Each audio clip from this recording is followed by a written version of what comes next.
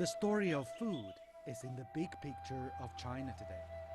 Its future depends on farmland, as the country consumes its ability to feed a quarter of the world's population. 76-year-old Ma Zhengshan and his wife Ma Meihua still work their plot on the high lowest plateau in Ningxia. It used to be known as the breadbasket of Western China.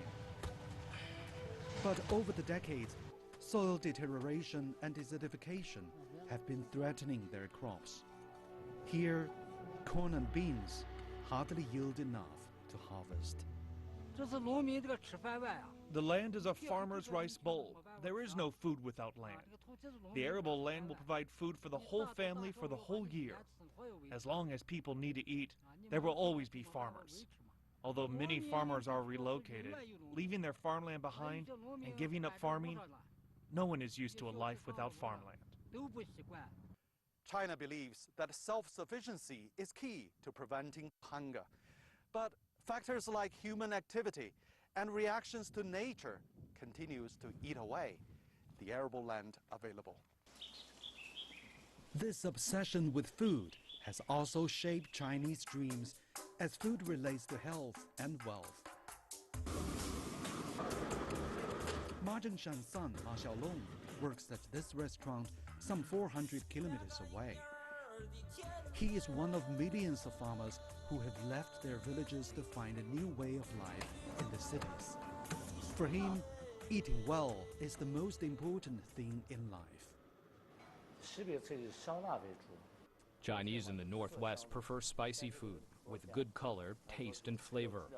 Today's customers have high demands for food quality, nutrition, and diversity. Food was scarce when I was a child.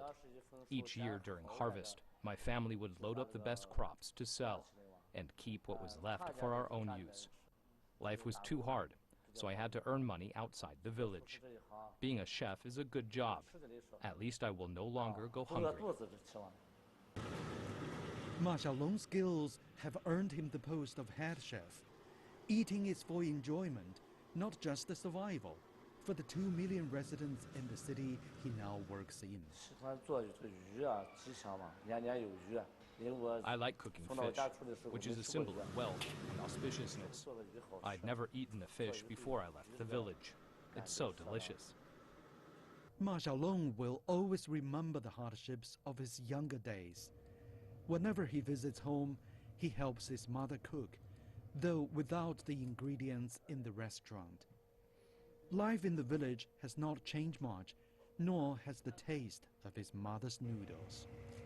Across China, 1 in every 30 persons still lives below the poverty line. It's the need for food that keeps Ma Xiaolong's parents farming, and the memory of hunger that makes him appreciate his profession. I'd never eaten rice before I left the village to work. I felt rice as a natural fragrance. But after eating at the restaurant for so long, I sometimes want to eat very simple food, just like the flavors of my childhood. An old Chinese saying goes, food is heaven. For Ma Xiaolong, cooking is a link between his life in the past and his life in the future. I hope our children will never worry about what to eat. I don't want to think about the future. I know my sons or grandsons all have their own priorities other than being farmers. The future of their lives and our farmland is very hard to predict. Ma Zhengshan is proud that China has fed its people almost entirely on its own, and is still the backbone for farming. But now China must either produce more on less farmland or rely on an unpredictable food market abroad.